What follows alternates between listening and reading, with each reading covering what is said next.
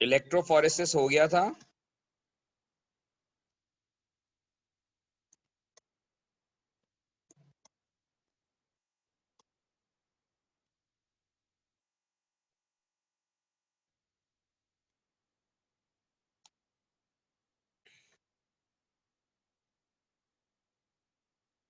जी बेटा, last class में क्या हुआ था? कोई था उस क्लास में जो लास्ट क्लास थी?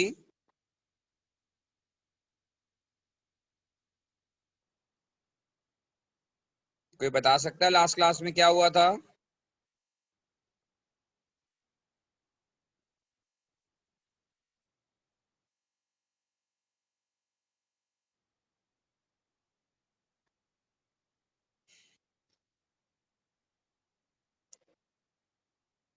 ओ भाई, कोई मुझे बताओ लास्ट क्लास में क्या हुआ था?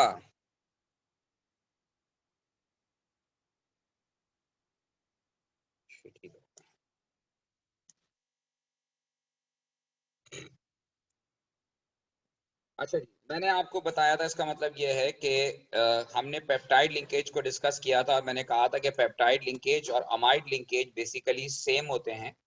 लेकिन जब जब हम बात करते हैं रिलेटेड टू पेप्टाइड लिंकेज, तो peptide linkage is specifically related two amino acid.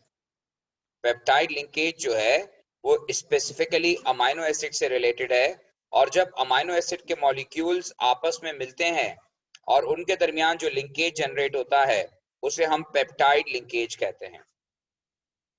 अब ये शायद मैंने पिछली क्लास में आपको बताया था कि अगर आप डाइपेप्टाइड का स्ट्रक्चर बनाते हैं, तो डाइपेप्टाइड जो होता है वो combination of two amino acid होता है हैविंग वन पेप्टाइड लिंकेज। अच्छा, आपके ईयरली पास पेपर जो है वो कॉलेज में अवेलेबल है। आप जो है वो ईयरली पास पेपर जाकर कॉलेज से ले सकते हैं बिफोर विंटर वेकेशन। तो पेपर 4 पेपर 5 दोनों अवेलेबल हैं, आप ले लीजिए ताकि आपके पास पेपर 5 में, क्योंकि मैं कुछ मुझे आपको होमवर्क भी देना होगा जो आप करके लाए देंगे मुझे आफ्टर वेकेशंस। तो ये काइंडली जो है वो आप लोग अपने पेपर्स जो है वो कॉलेज से रिसीव कर लीजिए। अच्छा, तो डाइपेप्टाइड में मैंने आपको बताया था कि it is a combination of two amino acid having one peptide linkage. फिर मैंने आपको ये बताया था कि जैसे अगर हम सेरीन और एलेनिन का डाइपेप्टाइड बनाते हैं, तो जो मॉलिक्यूल आप पहले लिखेंगे उसका कार्बोक्सिलिक का OH, और जो मॉलिक्यूल आप बाद में लिखेंगे उसके अमाइनो का H, ये मिलकर वाटर मॉलिक्यूल फॉर्म करेंगे। और इसके बाद इन दोनों के दरमियान कनेक्शन हो जाएगा, और ये कनेक्शन जो है वो पेप्टाइड लिंकेज कहलाएगा। और इस मॉलिक्यूल को हम डाई पेप्टाइड कहेंगे।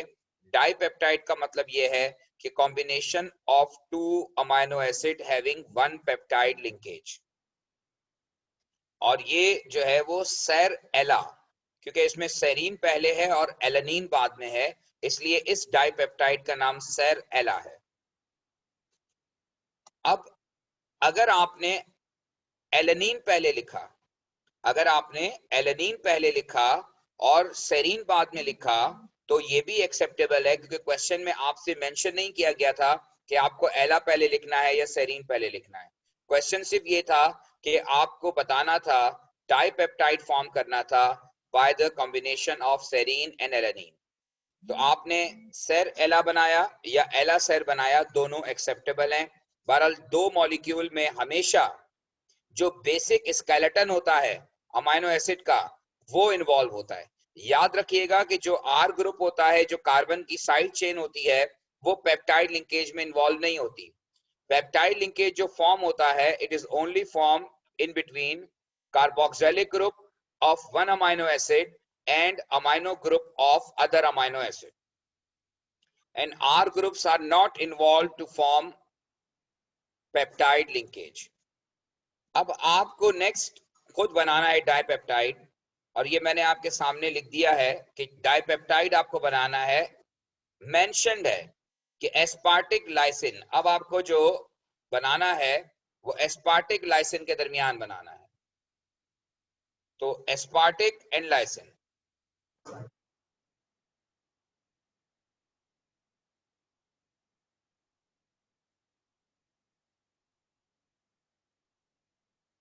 अब इसके लिए आपको पहले एस्पार्टिक एसिड का स्ट्रक्चर और लाइसिन का स्ट्रक्चर डेटा बुकलेट से शो करना होगा। अब डेटा बुकलेट में आपको मैंने बताया था कि आर ग्रुप्स मेंशन्ड हैं अपने नाम के साथ, तो आप पहले तो बेसिक स्केलेटन ड्रॉ करेंगे।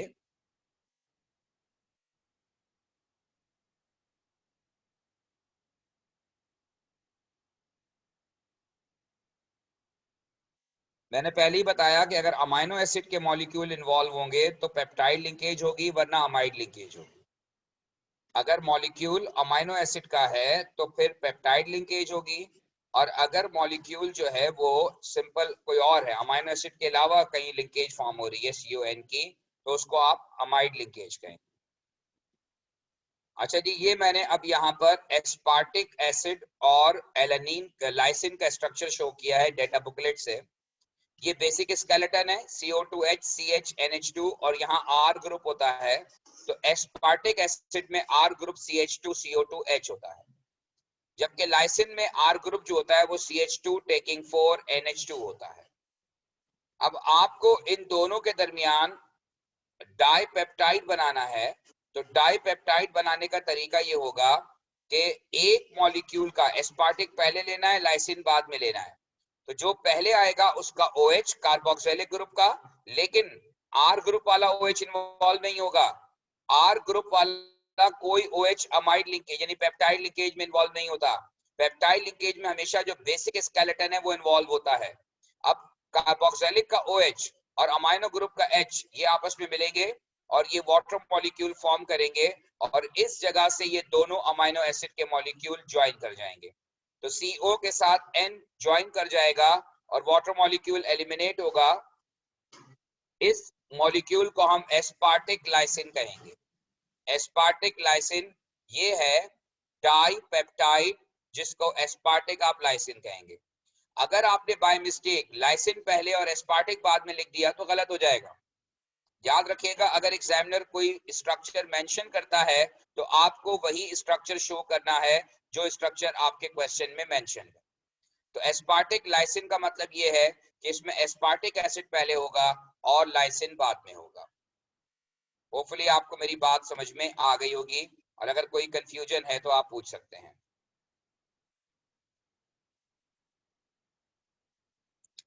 राइट जी, अब आते हैं हम एक और टर्मिनोलॉजी पर, विच इज ट्राइपेप्टाइड। ट्राइपेप्टाइड का मतलब होता है combination of 3 amino acids having 2 peptide linkages. Combination of 3 amino acids having 2 peptide linkages, इसे हम ट्राइपेप्टाइड कहते हैं। तो ट्राइपेप्टाइड में एक्चुअली 3 अमाइनो एसिड के मॉलिक्यूल लिंक करते हैं विद 2 पेप्टाइड लिंकेजेस। तो ट्राइपेप्टाइड का मतलब 3 पेप्टाइड लिंकेजेस नहीं है। ट्राइपेप्टाइड का मतलब है combination of 3 amino acid having 2 peptide linkages.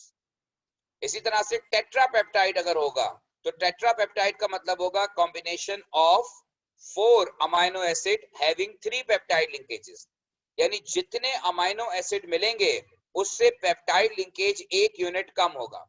फर्ज करें n number of amino acid मिल रहे हैं, n number of amino acid मिल रहे हैं, तो फिर अब पेप्टाइड लिंकेज जो बनेंगे वो n-1 बनेंगे। यानी अगर 50 मॉलिक्यूल अमाइनो एसिड के मिलकर एक लॉन्ग चेन मॉलिक्यूल बनाते हैं तो पेप्टाइड लिंकेजेस वहां जो बनेंगे वो 49 बनेंगे, वहां 49 पेप्टाइड लिंकेजेस बनेंगे।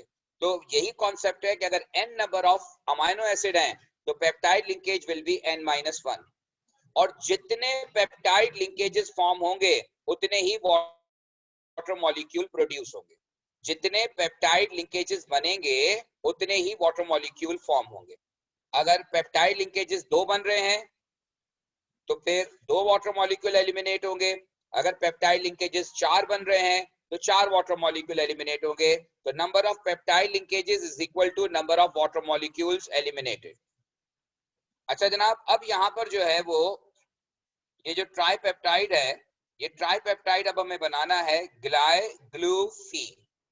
अब आपको अगेन डेटा बुकलेट से ग्लाय यानी ग्लाइसिन, ग्लू यानी ग्लूमेटिक एसिड, और फी का मतलब है फिनाइल एलेनिन। ये सारे 3 लेटर एब्रीविएशन डेटा बुकलेट में मौजूद हैं, मैं कोई अपनी तरफ से आपको नहीं बता रहा। ये डाटा बुकलेट आपके सामने अगर होगी तो आपके सामने मौजूद होनी चाहिए, इससे आप खुद स्ट्रक्चर बनाएंगे। अब आपको ग्लाय पहले लेना है, ग्लू बाद में लेना है, फी बाद में लेना है, यानी फी आखिर में आएगा, ग्लाय पहले आएगा। तो डेफिनेटली अब मैंने यहाँ पर स्ट्रक्चर बनाया। सबसे पहले आप देखें, ये ग्लाइसिन का स्ट्रक्चर है। ग्लाइसिन में अगर आप डाटा बुकलेट में देखेंगे तो आर ग्रुप की जगह एच लिखना है, आर ग्रुप की जगह एच लिखना है, तो हमने यहाँ पर CH की जगह CH2 कर दिया, ये ग्लाइसिन हो गया। ग्लाइसिन के बाद ये स्ट्रक्चर जो है ये ग्लूमेटिक एसिड का स्ट्रक्चर है, जिसमें आर ग्रुप जो है वो CH2 टेकिंग ट्वाइस CO2H है। और ये तीसरा मॉलिक्यूल जो आपको नजर आ रहा है ये फिनाइल एलेनिन का मॉलिक्यूल है, और फिनाइल एलेनिन में बेसिक स्केलेटन आपके सामने है, और आर ग्रुप जो है वो CH2 बेंजीन रिंग है, इसे फिनाइल एलेनिन कहते हैं। अब हमें इन तीनों मॉलिक्यूल को कंबाइन करना है according to the given instruction कि हमें ट्राइपेप्टाइड जो बनाना है वो ग्लाय ग्लू फी बनाना है। अब ग्लाय ग्लू फी बनाने के लिए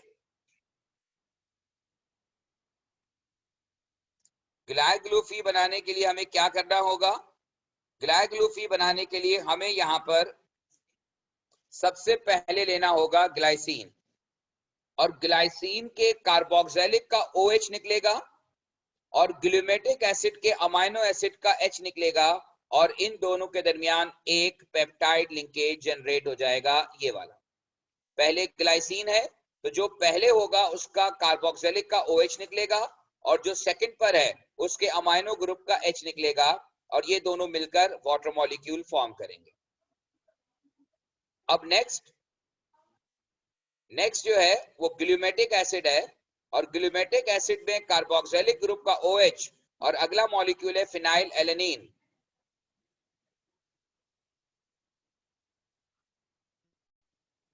तो ये जो अमाइनो एसिड है फिनाइल एलेनिन, इसका H और कार्बोक्सिलिक ग्रुप का OH ये निकलेगा, एक और वाटर मॉलिक्यूल फॉर्म होगा, और ये वाला ग्रुप आकर पूरा इसके साथ कनेक्ट हो जाएगा।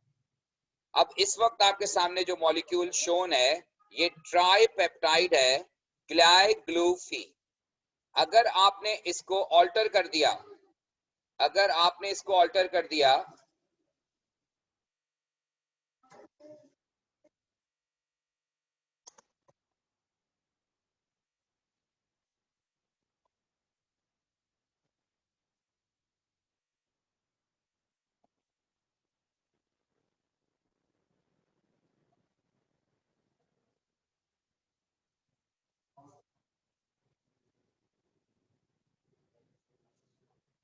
अच्छा जी, अब यहाँ पर जो है वो ये ट्राइपेप्टाइड का स्ट्रक्चर आपके सामने है। अब अगर आपसे एग्जामिनर कहता है कि draw the structure of given tripeptide at pH 2, pH 2 का मतलब ये है कि अब आपको मैं ये कहना चाह रहा हूं कि pH इज एसिडिक pH, यानी हमने इस ट्राइपेप्टाइड के अंदर जो है वो एसिड डाल दिया। जब आप इस ट्राइपेप्टाइड के अंदर एसिड डालेंगे तो अब सवाल यह है कि एसिड किससे रिएक्ट करेगा। अच्छा, इनमें दो पेप्टाइड लिंकेजेस हैं, पेप्टाइड लिंकेज हो या अमाइड लिंकेज हो वो टेक्निकली न्यूट्रल होते हैं। Peptide linkages and amide linkages are neutral, सिर्फ अमाइंस होते हैं which are basic in nature. तो अगर आपने pH 2 रखी है, pH 2 का मतलब यह है कि आपने इसमें एसिड डाला है, तो एसिड जो है वो रिएक्ट करेगा अमाइंस के साथ, एसिड जो है वो अमाइंस के साथ रिएक्ट करेगा, और जब वो अमाइंस के साथ रिएक्ट करेगा तो NH2 जो है it will turn to NH3 positive. NH2 जो है ये प्रोटॉन एक्सेप्ट करके NH3 पॉजिटिव बन जाएगा। तो अब ये आपके सामने बन गया structure of tripeptide at pH 2, यानी एसिडिक pH पर इस ट्राइपेप्टाइड का स्ट्रक्चर क्या होगा ये आपके सामने, structure of given tripeptide at pH 2। Hopefully आपको मेरी बात समझ में आ गई होगी।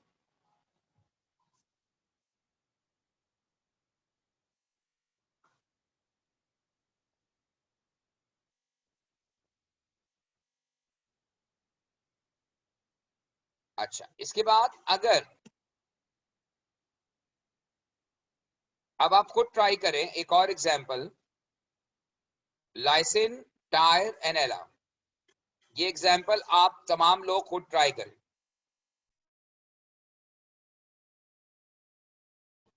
ट्राई पेप्टाइड बनाना है, लाइस, टायर, एला। इसी तरह के पास पेपर में क्वेश्चंस आते हैं जहां एग्जामिनर आपसे डिफरेंट ट्राइपेप्टाइड या डाइपेप्टाइड के स्ट्रक्चर्स फॉर्म करवाता है।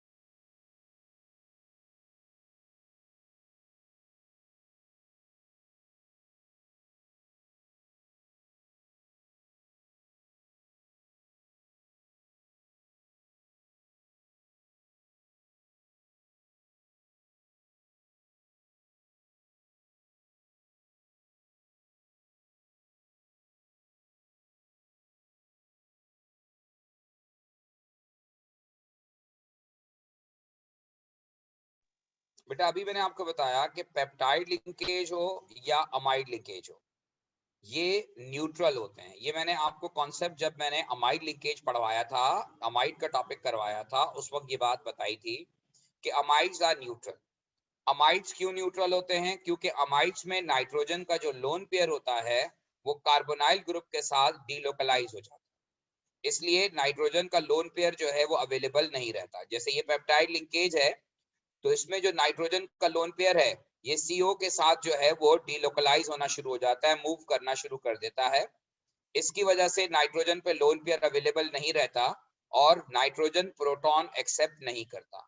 तो अमाइड्स आर न्यूट्रल। सिर्फ अमाइंस जो होते हैं, amines are basic in nature, इसलिए इस मॉलिक्यूल में सिर्फ अमाइंस वाला नाइट्रोजन जो है वो प्रोटॉन एक्सेप्ट करेगा, जबकि बाकी जो है वो प्रोटॉन एक्सेप्ट नहीं करेगा।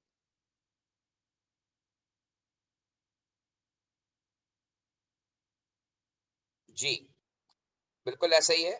और यही हम बात करते हैं कि ज़ोइटर आयन का मतलब ये होता है कि वो इलेक्ट्रिकली न्यूट्रल है और वो हर ज़ोइटर आयन अलग पीएच पे फॉर्म होता है और उसको प्रॉपरली कैलकुलेट किया जाता है। वो हमारे सिलेबस में नहीं है, लेकिन आइसो इलेक्ट्रिक पॉइंट जो है वो कैलकुलेट होता है। हर अमाइनो एसिड एक खास पीएच पर जो है वो इलेक्ट्रिकली न्यूट्रल होता है। अब यहां पर आप बिल्कुल सही कह रहे हैं कि अब ये जो ट्राइपेप्टाइड है इस पर ओवरऑल +1 चार्ज है। ओवरऑल इस पर +1 चार्ज है। तो ये ज़ोइटर आयन नहीं है। ज़ोइटर आयन तो वैसे भी अमाइनो एसिड का होता है, ये तो अब ट्राइपेप्टाइड है तो यहाँ तो ज़ोइटर आयन की बात भी नहीं होगी। लेकिन जब आपको ट्राइपेप्टाइड बनाना था तो हमने सिंपल NH2 रखा था, लेकिन जब एग्जामिनर कहता है कि अब आप PH2 पे इसका स्ट्रक्चर ड्रॉ करो तो PH2 पर definitely amino group proton accept करेगा। अदरवाइज अगर नॉर्मल स्ट्रक्चर हमें बनाना है, कोई पीएच गिवन नहीं है, तो वहां पर हम ये शो नहीं करेंगे।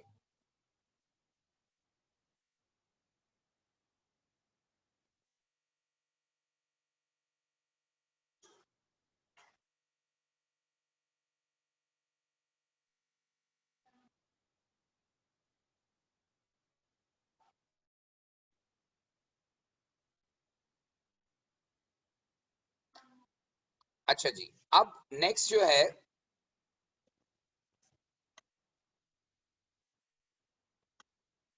अब अगला स्ट्रक्चर जो है ये हमें बनाना था लाइसिन, टायरोसिन और एलेनिन।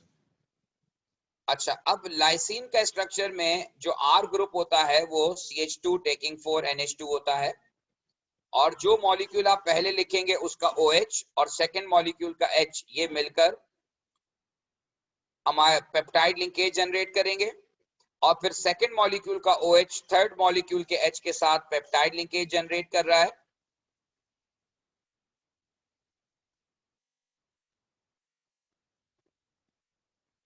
अच्छा, इसके बाद जो है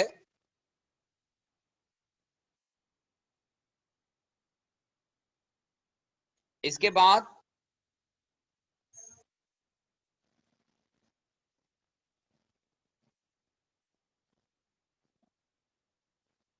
ये जो है वो कार्बोक्सिलिक एसिड है और ये फिनोल है, ठीक है। तो ये बेसिकली लाइसिन, टेरिन और टायरोसिन और एलेनिन का ट्राइपेप्टाइड स्ट्रक्चर है। तो पहले तो आपको मैंने बताया कि हाउ टू मेक ट्राइपेप्टाइड। अब इसी क्वेश्चन का अगला पार्ट ये है कि मैं आपसे ये कह रहा हूं कि आप ये बताइए कि pH 13 पर जो है इस ट्राइपेप्टाइड का स्ट्रक्चर क्या होगा। pH 13 पर इस ट्राइपेप्टाइड का स्ट्रक्चर क्या होगा।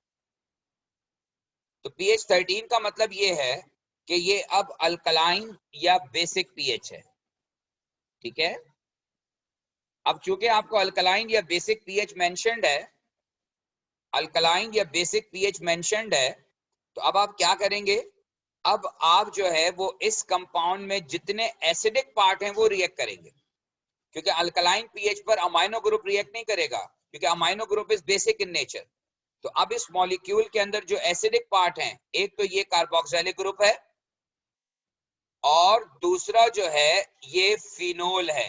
Phenol is also acidic in nature. Phenol also reacts with NaOH। Alkaline का मतलब ये है कि आपने उसमें NaOH डाल दिया है। तो जब आप इसमें NaOH डालेंगे तो NaOH डालने पर क्या होगा, NaOH डालने पर इस O पर नेगेटिव चार्ज आ जाएगा, ये अपना प्रोटॉन लूज कर देगा और इसी तरह से NaOH डालने पर ये जो OH है ये O नेगेटिव में कन्वर्ट हो जाए। ये है structure of this tripeptide at pH 13। तो बेसिकली आपको ये आइडिया समझने की जरूरत है कि आप ट्राइपेप्टाइड के डाइपेप्टाइड के डिफरेंट pH पे स्ट्रक्चर कैसे बनाएंगे। pH वैल्यू के बेस पर जब आप स्ट्रक्चर बनाते हैं तो आपको ये जहन में रखना है कि मॉलिक्यूल में जो कार्बोक्सिलिक वाला पार्ट होता है वो अल्कलाइन pH पे रिएक्ट करता है और मॉलिक्यूल के अंदर जो बेसिक पार्ट होता है, अमाइंस जो होते हैं, वो रिएक्ट करते हैं एसिडिक कंडीशन में।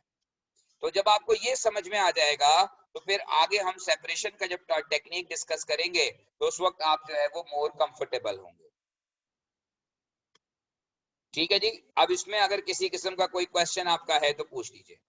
अगेन अच्छा, इसका ओवरऑल चार्ज आप देखें, इस ट्राइपेप्टाइड का ओवरऑल चार्ज -2 आ रहा है एट pH 13, क्योंकि अल्कलाइन pH में इसने अपने 2 प्रोटॉन लूज कर दिए हैं। ओवरऑल चार्ज इसका -2 आ रहा है।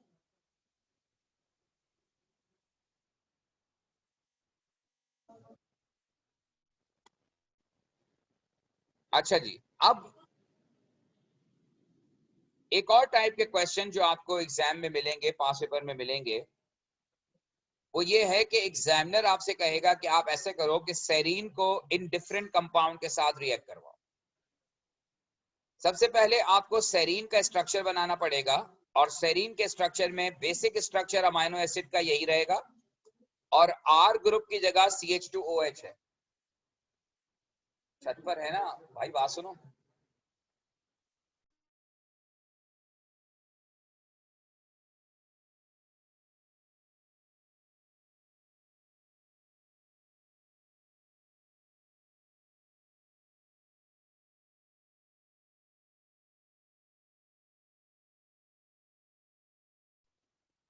तो ये सेरीन का स्ट्रक्चर है और सेरीन के स्ट्रक्चर के अंदर जो है आप इसमें NaOH डाल रहे हैं। अब देखें इस स्ट्रक्चर में अल्कोहल है, एक अमाइन है और एक कार्बोक्सिलिक एसिड है।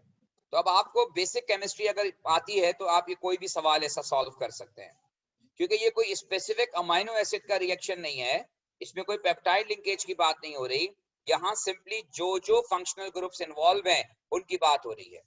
अब सोडियम हाइड्रोक्साइड के साथ कौन रिएक्ट करेगा?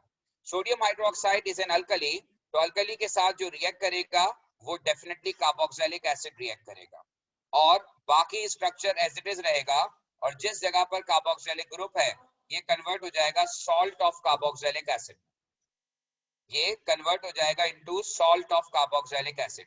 तो ये COO Na हो जाएगा, O नेगेटिव Na पॉजिटिव। और अल्कोहल वाला OH रिएक्ट नहीं करेगा बिकॉज अल्कोहल जो है वो एसिडिक नहीं होता, इसलिए वो अल्कलाइन कंडीशन में रिएक्ट नहीं करेगा। नेक्स्ट, जब आप सेरीन को सोडियम मेटल के साथ रिएक्ट करवाएंगे तो सेरीन का सोडियम मेटल के साथ रिएक्शन में क्या होगा कि सोडियम मेटल जो है वो रिएक्ट करता है विद OH ग्रुप, ये OH ग्रुप से रिएक्ट करता है OH of alcohol, OH of phenol and OH of carboxylic acid. तो ये OH ग्रुप से रिएक्ट करेगा और सोडियम मेटल OH ग्रुप से रिएक्ट करके OH की जगह ONA आ जाएगा और अल्कोहल के OH की जगह भी ONA आ जाएगा। अल्कोहल के OH की जगह ONA आ जाएगा और कार्बोक्सिलिक एसिड के OH की जगह भी ONA आ जाएगा। तो इन दोनों जगहों पर ONA हो जाएगा और हाइड्रोजन गैस रिलीज होगी इस रिएक्शन में, लेकिन ऑर्गेनिक प्रोडक्ट का स्ट्रक्चर ये हो। नेक्स्ट, जब आप सेरीन को रिएक्ट करवाएंगे सोडियम कार्बोनेट के साथ, तो सोडियम कार्बोनेट के साथ सेरीन जो है वो रिएक्ट करेगा, और ये रिएक्ट करने के बाद जो है ये रिएक्ट करेगा सिर्फ कार्बोक्सिलिक एसिड के साथ, बिकॉज सोडियम कार्बोनेट जो है इसे हम इस्तेमाल करते हैं for identification of carboxylic group. Sodium carbonate does not react with alcohol. Sodium carbonate NaOH ये अल्कोहल से रिएक्ट नहीं करते, ये सिर्फ कार्बोक्सिलिक ग्रुप से रिएक्ट करते हैं, लिहाजा इस केस में भी प्रोडक्ट में सिर्फ कार्बोक्सिलिक ग्रुप रिएक्ट करेगा और ये सॉल्ट फॉर्म करेगा, जबकि अल्कोहल वाला पार्ट एज इट इज रहेगा।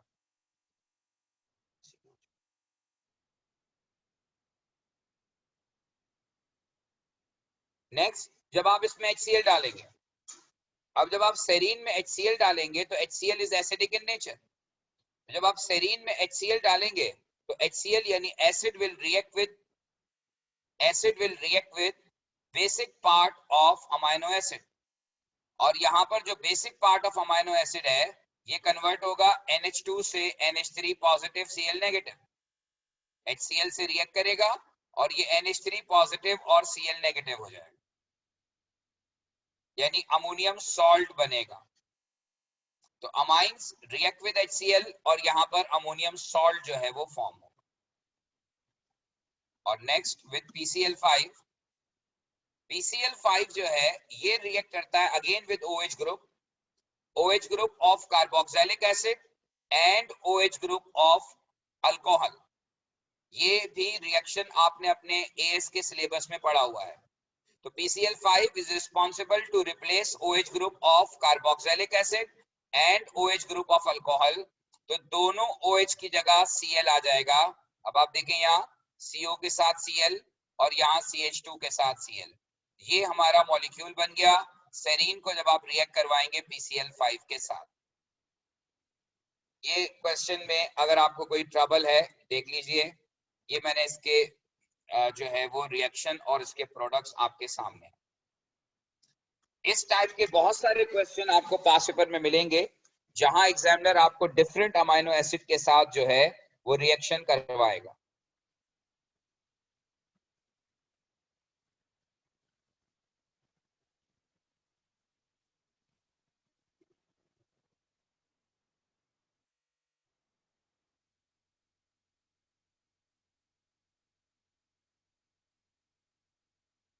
पेप्टाइड लिंकेज का जो है वो रिएक्टिविटी से क्या ताल्लुक है भाई? पेप्टाइड लिंकेज जो है मैंने पहले भी आपको बताया था कि पेप्टाइड लिंकेज जो है वो यूज होती है for making amino acid. Amino acid जो है पेप्टाइड लिंकेज करके प्रोटीन मॉलिक्यूल बनाते हैं, और प्रोटीन मॉलिक्यूल ब्रेक डाउन होता है या प्रोटीन मॉलिक्यूल जो हमारी बॉडी में बनता है वो एंजाइम्स की प्रेजेंस में बनता है। ऑफ कोर्स जब नंबर ऑफ अमाइड लिंकेजेस बढ़ेंगी तो मॉलिक्यूल जो है वो जरूरी नहीं है वो स्टेबल हो या ना हो। हर अमाइड लिंकेज को ब्रेक करने के लिए एक एनर्जी रिक्वायर्ड है, अगर आपको वो एनर्जी अवेलेबल होगी तो अमाइड लिंकेज ब्रेक हो जाएगा। अच्छा जी, अब मैं अगला जो सवाल आपको दे रहा हूं ये अब आपने खुद सॉल्व करना है।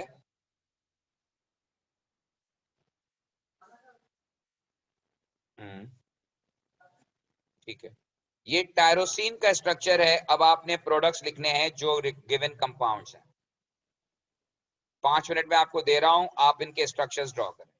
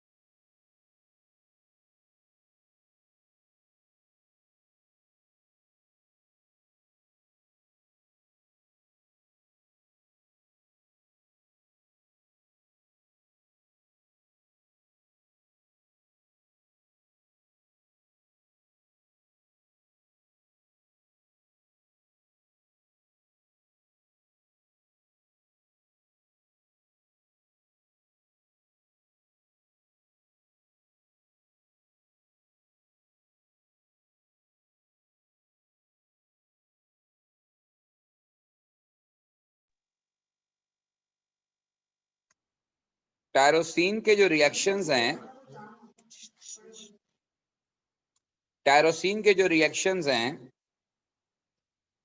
इसमें पहला रिएक्शन ये टायरोसिन का स्ट्रक्चर है जिसमें आप देख रहे हैं कि R ग्रुप जो है वो CH2 बेंजीन OH है। Basically it is phenolic group. और जब ये NaOH आप इसमें डालेंगे तो NaOH reacts with carboxylic acid as well as phenol because both are acidic in nature. तो ये carboxylic group turns to salt of carboxylic acid and phenol turns to salt of phenol. ये structure बनेगा इस resultant product इस compound का। Similarly जब आप इसे सोडियम मेटल से रिएक्ट करवाओगे तो सोडियम मेटल से जब ये रिएक्ट करेगा तो सोडियम मेटल से रिएक्ट करके जो है वो ये प्रोड्यूस करेगा अगेन सेम सॉल्ट। वजह इसकी ये है कि फिनोल का OH भी सोडियम मेटल से रिएक्ट करके सॉल्ट बनाता है और कार्बोक्सिलिक एसिड का OH भी जो है वो रिएक्ट करके सॉल्ट बनाता है। तो ये दोनों केसेस में सॉल्ट बनेगा NaOH के साथ भी और सोडियम मेटल के साथ भी।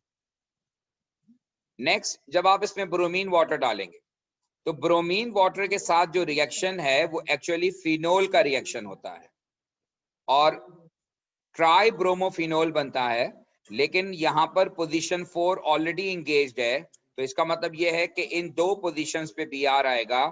तो ये मैंने प्रोडक्ट लिखा है, दो पोजीशन पे Br और बाकी पार्ट आप एज इट इज कॉपी करेंगे, बाकी चेन आप एज इट इज कॉपी करेंगे। नेक्स्ट PCl5 के साथ, अब PCl5 जो रिएक्ट करता है वो OH ऑफ कार्बोक्सिलिक एसिड के साथ और OH ऑफ अल्कोहल के साथ रिएक्ट करता है। OH ऑफ कार्बोक्सिलिक एसिड के साथ और OH ऑफ अल्कोहल के साथ वो रिएक्ट करता है।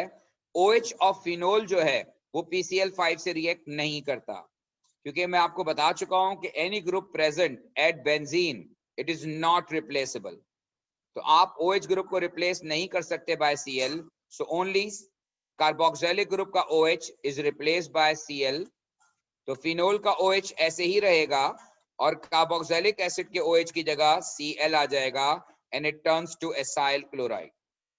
ये टायरोसिन का रिएक्शन है विद PCl5। नेक्स्ट, जब आप टायरोसिन में HCl डालेंगे तो HCl डालने पर क्या होगा, HCl रिएक्ट करेगा only with basic part of amino acid और अमाइनो एसिड का बेसिक पार्ट जो है वो NH2 है। तो NH2 जो है वो प्रोटॉन एक्सेप्ट करेगा to form NH3 positive Cl negative. तो ये आपका स्ट्रक्चर बनेगा HCl के साथ। बाकी फिनोल पे कोई फर्क नहीं पड़ेगा, कार्बोक्सिलिक ग्रुप पर कोई फर्क नहीं पड़ेगा। And finally with dilute nitric acid, dilute nitric acid के साथ अगेन आपको याद होगा मोनो सब्स्टिट्यूशन होता है और मोनो सब्स्टिट्यूशन में क्या होता है कि OH की रिस्पेक्ट से पोजीशन 2 या पोजीशन 4 पर NO2 ग्रुप लग जाता है। अब यहाँ पर ऑलरेडी पोजीशन 4 इंगेज है तो NO2 ग्रुप जो है वो पोजीशन 2 पे लग जाएगा। लेकिन एक और चीज यहाँ पर इंपॉर्टेंट है और वो ये कि ये नाइट्रिक एसिड जो है वो एसिड है और अमाइनो एसिड में जो है वो अमाइनो वाला जो पार्ट है वो बेसिक इन नेचर है। तो बेस रिएक्ट विद एसिड, तो इसका मतलब ये है कि जब आप डाइल्यूट नाइट्रिक एसिड डालेंगे तो एक तो बेंजीन पर सब्स्टिट्यूशन होगा और दूसरा जो है ये सॉल्ट ऑफ अमाइनो एसिड बनाएगा। ये सॉल्ट बनेगा, यहाँ पर अमाइनो ग्रुप जो है वो प्रोटॉन एक्सेप्ट करेगा, NH3 पॉजिटिव और NO3 नेगेटिव हो जाएगा। ये ओवरऑल स्ट्रक्चर है जो मॉलिक्यूल का फॉर्म होगा आफ्टर एडिंग डाइल्यूट HNO3। हाँ, और अगर कॉन्सेंट्रेटेड HNO3 इस्तेमाल करते तो फिर ट्राई सब्स्टिट्यूशन होना था, लेकिन यहाँ पर ये पोजीशन एंगेज होने की वजह से ये NO2 इन दोनों पोजीशन पे आता और अमाइनो ग्रुप जो है वो सॉल्ट में कन्वर्ट हो जाता। So this is all about dilute nitric acid. अब अगर आपको इसमें कोई कंफ्यूजन है तो आप पूछ सकते हैं।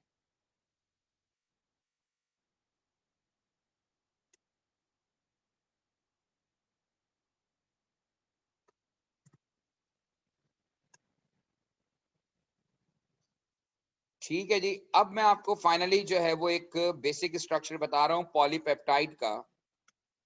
जिस तरह हमने डाइपेप्टाइड, ट्राइपेप्टाइड, टेट्रापेप्टाइड की बात की, इसी तरह से पॉलीपेप्टाइड होता है। पॉलीपेप्टाइड का मतलब ये होता है कि unknown number of peptide linkages, poly बहुत सारे number of peptide linkages. So whenever amino acid molecules join together, they will make a long chain molecule through condensation polymerization, and due to condensation polymerization a protein molecule is formed and this protein contains polypeptide linkage. Protein जो है protein contain polypeptide linkages.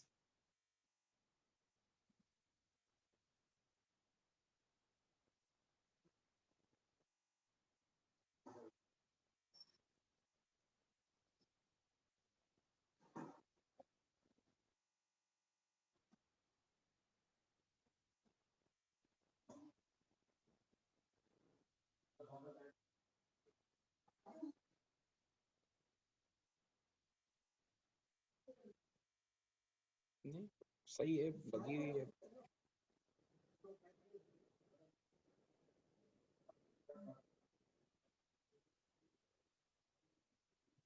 इसमें से मच्छर कहाँ से?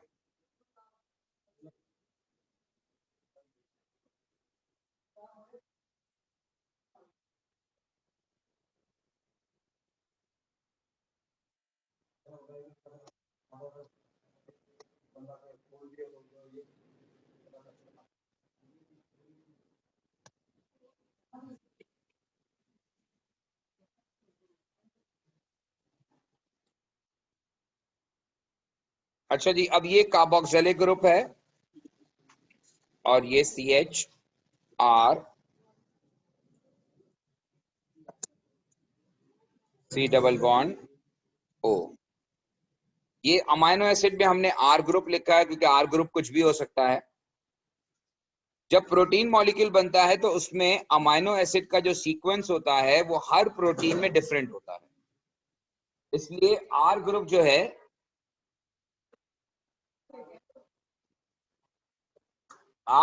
है वो differ करेगा। R ग्रुप जो है यहाँ पर वो डिफर करेगा। आपका मसला नहीं है कि R ग्रुप क्या होगा यहाँ पर। अब आप देखें, ये मैंने आपके सामने एक जनरल लिंकेज जनरेट किया है and this is a linkage of polypeptide. एक अमाइनो एसिड का मॉलिक्यूल का carboxylic group next amino acid के अमाइनो ग्रुप से लिंक करेगा, फिर इसका कार्बोक्सिलिक ग्रुप नेक्स्ट अमाइनो से लिंक करेगा और इसका कार्बोक्सिलिक ग्रुप नेक्स्ट अमाइनो से लिंक करेगा और इस तरह एक लॉन्ग चेन मॉलिक्यूल फॉर्म होगा और ये एक जनरल रिप्रेजेंटेशन है पॉलीपेप्टाइड की। ये एक जनरल रिप्रेजेंटेशन है पॉलीपेप्टाइड की और यही लॉन्ग चेन मॉलिक्यूल जो है पॉलीपेप्टाइड का, ये प्रोटीन मॉलिक्यूल कहलाता है।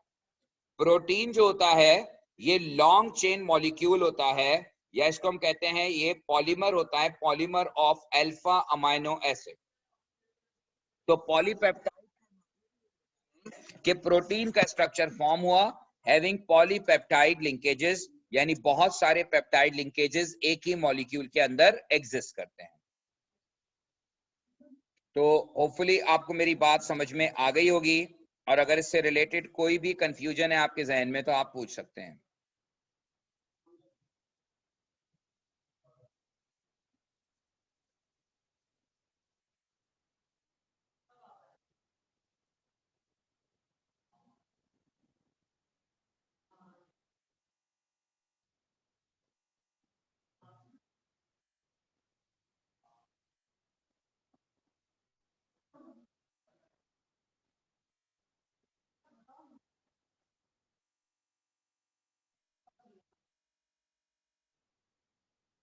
क्या हो गया?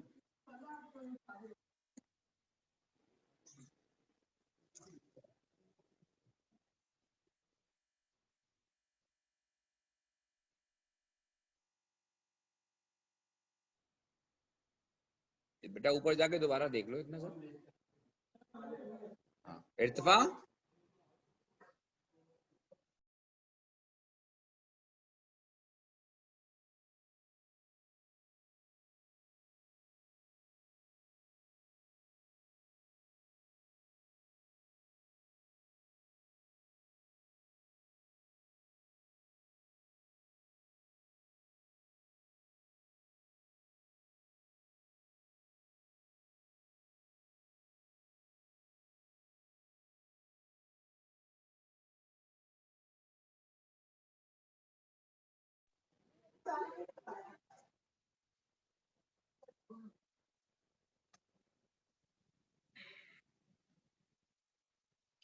अच्छा जी, बहरहाल ये आपके सामने प्रोटीन का स्ट्रक्चर और ये पॉलीपेप्टाइड जो है इसका कॉन्सेप्ट कंप्लीट हो गया।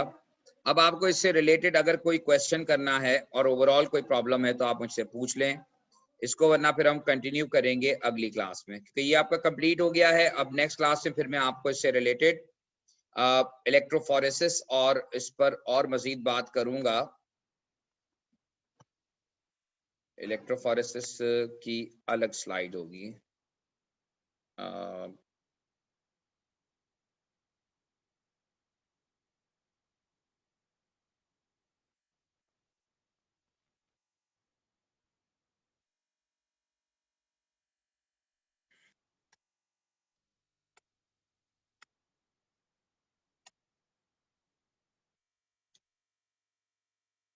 चलिए जी, बहरहाल इस पे मुझे बताइए किसी किस्म का कोई प्रॉब्लम जो अभी हम प्रीवियसली डिस्कस कर रहे थे उससे रिलेटेड अगर कोई आपका कंफ्यूजन है।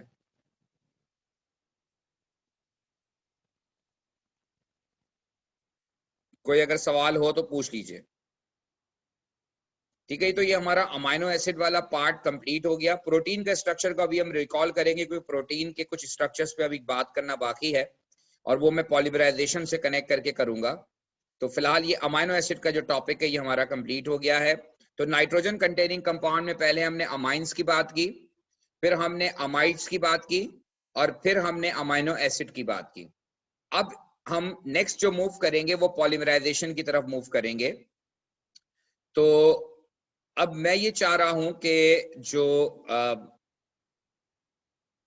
कल की क्लास आपकी मेरे ख्याल में लास्ट क्लास होगी बिफोर विंटर वेकेशन, तो कल हम जो है वो आप अपने प्रॉब्लम्स अगर लेके डिस्कस कर लें तो अच्छी बात है।